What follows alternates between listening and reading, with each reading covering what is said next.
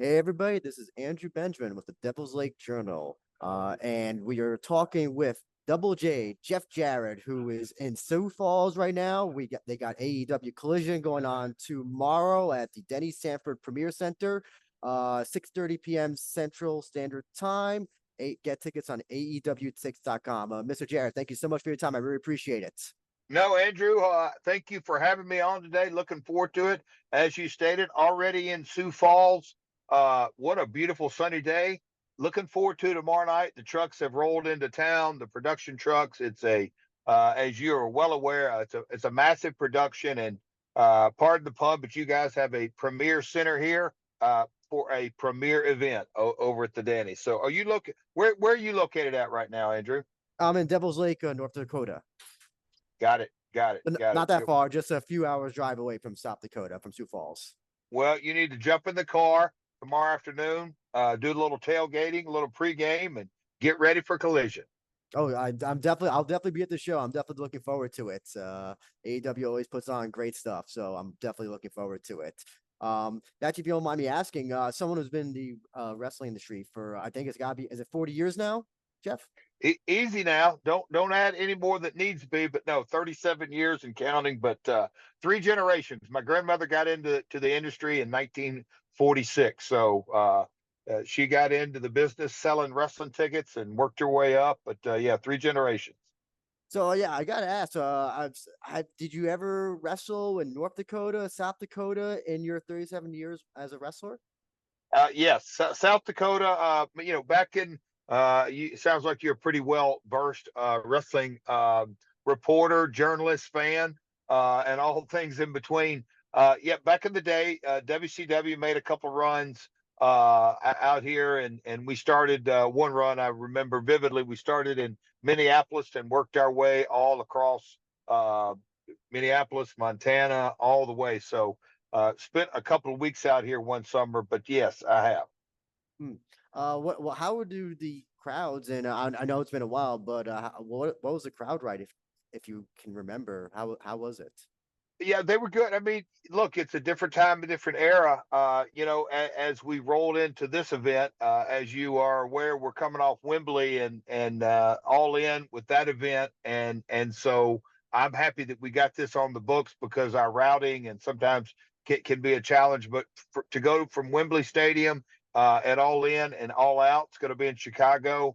This past Wednesday, we were in Champaign, Illinois. Obviously, tomorrow night here in Sioux Falls, and then next Wednesday in Milwaukee. But as the routing and the trucks and the industry goes, I'm just glad that we could make the Denny one of our stops because there is an enormous amount of wrestling fans in the Dakotas, and obviously, I don't have to tell you, wrestling fans are everywhere. Mhm. And yeah, actually, it's interesting that unfortunately, yeah, everybody forgets about the Dakotas a lot of times. There's wrestling fans here, and sometimes, yeah, they'll do shows in Minnesota, but never actually come to the Dakota area. Yep, and that's why there's like I said, I hate to use the word premier again, but the facilities here in Sioux Falls are top notch. The staff's over there great. Mike Cruson, who runs the building, I go back with him quite a ways. And so, the facilities, the parking, just everything about it really lines up well. I'm glad we got this date on the books, and bringing Collision to this market is it's a special event. It's not just I hate to call it just a live event. It's truly not just a national, but a global taping. When we turn the red light on, so to speak, tomorrow night at 7 local here, Central Time, that programs will seen coast to coast on TNT, of course, but also all around the world in markets such as Australia, United Kingdom, and it's aired live. So it is a enormous event. FTR's in town, House of Black's in town, the Bang Bang Gang's in town, Thunder Rosa. I could go on the list. If you're an AEW fan, you're well aware of the diversity of stars from Japan, Mexico, United States, Canada, India, United Kingdom, and all points in between.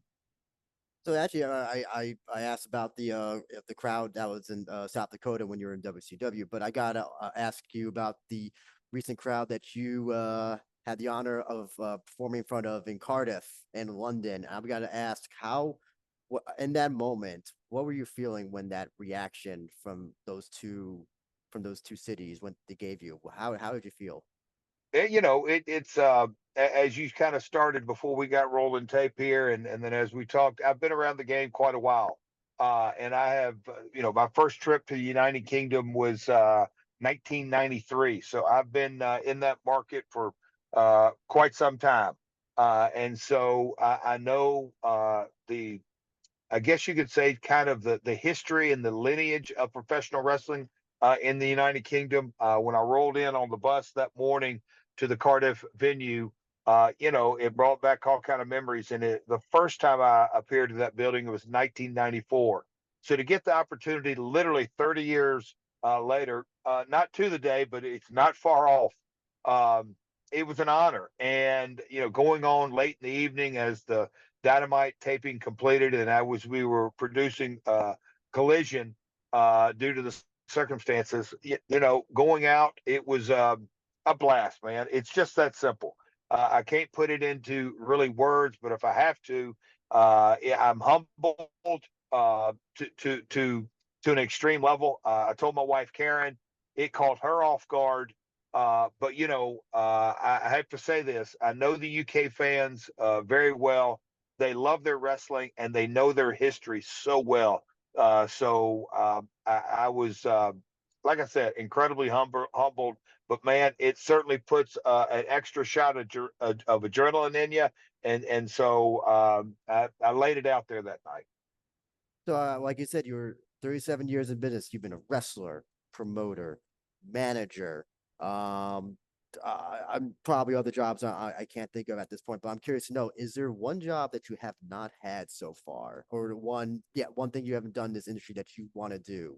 Well, I will look back on the early days of my career with great fondness. But that was one of the things that not only my father but my grandmother really, really hammered into me is to learn all aspects of it. So I've set the ring up, I've refereed, I've cleaned up the buildings, I've cleaned up the locker rooms. I've been maintenance, I've been road crew, I've sold merchandise, I've sold concessions, and then as the business grew, and doing TV and Memphis every Saturday morning for 7 years, and then going out to Texas and being a part of those ESPN tapings, and we were in that cadence, and that was I had 7 years of that before I ever went to the WWF, is what it was called at the time, and that kind of promotion. And again, it was heavily influenced from my father, is learn all aspects. So whether it's I can't say that I'm in finance or legal, but I know enough to know probably to make myself dangerous in that world. But founding TNA, I felt well rounded in production and marketing and promotions, and everything that goes with it, talent relations. And so I can say this, and I say it often on my podcast, My World podcast. I say it often that I love the business more today than I did when I broke in, and that takes in a lot of ground, and it really does take in a lot of ups and downs. But there is no other industry quite like professional wrestling, and when people kind of get a taste of it, little by little, they begin to understand the uniqueness, because obviously we're not all true sport. And yes, we are entertainment, but there's a lot of physicality, a lot of I'll say competitive nature in our industry from top to bottom, that you don't have in other businesses, and there is no other business truly like professional wrestling. I think at the very top, a wrestling fan understands that to a certain degree, and that's why you see professional wrestling fans come from really all walks of life. My attorney is someone who, and the team of attorneys that he works with, and they've got offices literally all over the world. And so you would not call them the typical wrestling fan, but they are certainly understand it. And, again, wrestling fan comes from all walks of life, because once you begin to understand it, it's something that you really develop a passion for. Speaking of the current wrestling business right now, we got AEW working with CMLL, women's promotions in Japan, New Japan, Noah, AAA, and other promotions as well. And I'm curious to know, is this the closest that it's, since you started off in the territory era, is this as close as it's been to the territory era? Since that era unfortunately went away. I think a lot of folks love to, and it just comes with the territory. Pardon the fun, is that you like to, I guess you could say, play the comparison game, and I completely understand this. But the fact of the matter is that the wrestling business has evolved. But just look at entertainment. I think you're old enough, Andrew, to probably understand, or have experienced when, maybe not before cable television, but certainly in the early days of cable television, the options were just so limited, not just in wrestling, but in entertainment. Football season's kicking off now. You're going to have an opportunity truly to watch football maybe 7 days a week, when you count college, pro, and now even high school games are streamed. But just the world of entertainment, the age of instantaneous information and technology, and all the social media platforms. We're just a world that's so much more connected, if you will. And so, if you're a wrestling fan, maybe back in the territory days, you could only really touch another territory through the magazines, and or later the tape trading days, but you just didn't get the opportunity. Nowadays, you can watch multiple brands live, sometimes actually on the same night. And so the business has just evolved. Yes, I respect the fact that you could maybe have it a throwback to the territory days and promotions working with the other promotions. But then, the end of the day, the wrestling fan is very, and I use this word diplomatically. They're very sophisticated, and they know what's going on in different promotions. And so I think it's the natural evolution and progression.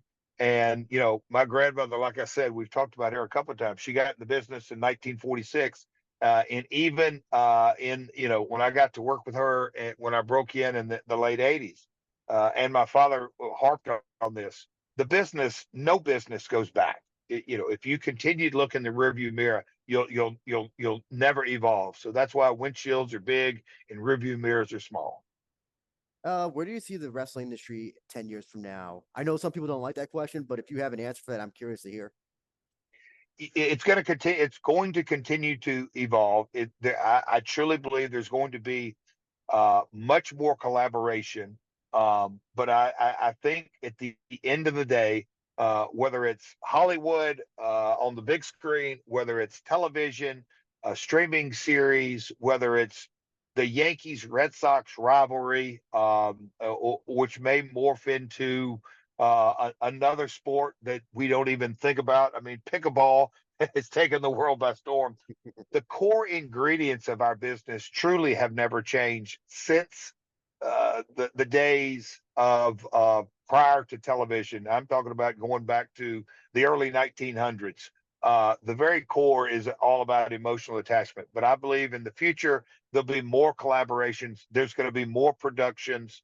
There's going to be probably more promotions.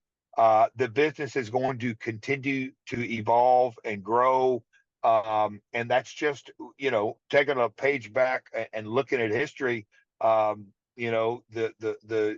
wrestlers of the 70s complained about the wrestlers of the 60s, and we could go all the way up to where we're at modern day. It's just the natural evolution. I'm excited to be in. I'm incredibly grateful to be a part of it. At 37 years in to my career, to get to walk out in Wembley Stadium, and have that kind of response. It was a truly very humbling experience. And here I am today in Sioux Falls doing a media day, and looking forward to our next pay-per-view, All Out Chicago. One of my last questions I have for you before I let you go, Jeff, is unfortunately this week, Sycho Sid passed away. One of the most unique personalities in wrestling, and I know you had some matches with him back in WCW. I'm curious to know, is there any Sid or anything you could tell us about having matches with him or any interactions that you'd like to tell us? God rest his soul. I went into it on my podcast, which is out now, specifically talking about Sid. The research team has actually reached out.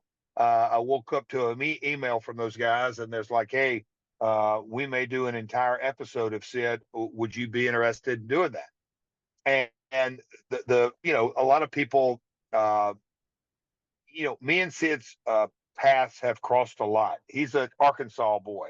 I'm a Tennessee boy. Come from he's born and raised just a few miles from Memphis. Memphis was my second home, and my father started promoting. He started his company in 1977, and he worked for the prior promoter, uh, Roy Welch and Nick Goulas, in the 60s. So me and Sid, I knew Sid before I broke in and before he broke in.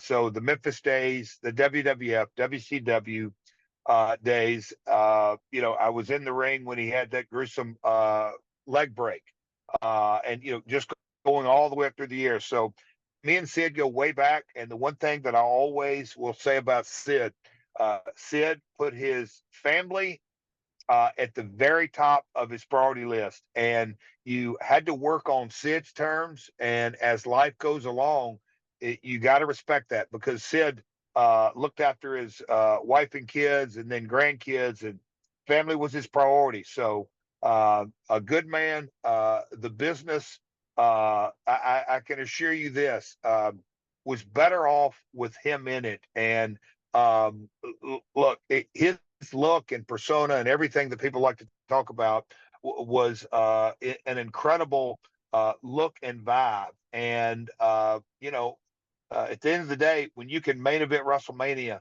that's kind of speaks volumes for your career. So we lost a good one. Thank you so much for that, Jeff. Very last question. And you don't have to tell us if you want to keep it surprised, but can fans expect to see you tomorrow at AEW Collision? Maybe. My man, you got to keep everything in your back pocket. I'll just say this: the last outlaw has been making some appearances in unique places. I've still got my eye on Hangman, got my eye on a few other things. So stay tuned. I know tomorrow Collision, and I'll give you a little insight. Pac's going to be in the building, and he's going to come make a statement. Gotcha. And listen, hey, I know that Danielson is busy with Jack Perry, but after he gets done with him, I think he might owe you something because you were the motivator to get him to where he is now. So we'll see how that pans out. Yeah. So listen, try to get your shot at one more shot at the at him and the title. But yeah, Jeff, I really appreciate you talking to me. Where can people reach you, and where can people listen to your podcast? I'm simple. All on social. I'm at Real Jeff Jarrett. I'll let you spell that in a little while. But my podcast drops new episodes every Tuesday, 6 a.m. But no, My World Podcast every week comes out on Tuesdays. And social media, I'm active, and my podcast socials are at My World Pod. So I appreciate you having me on. Have a beautiful rest of your day up in North Dakota, and make the trip down, because Collision is going to be one for the ages. Yes, and everybody wants to get tickets for that, AEWTix.com. Tomorrow, Denny Sanford Premier Center, Sioux Falls, 6:30 p.m. Central Standard Time. Thank you again, Jeff. We appreciate your time, sir. Thanks, Andrew. Have a great day. Thank you so much. You too.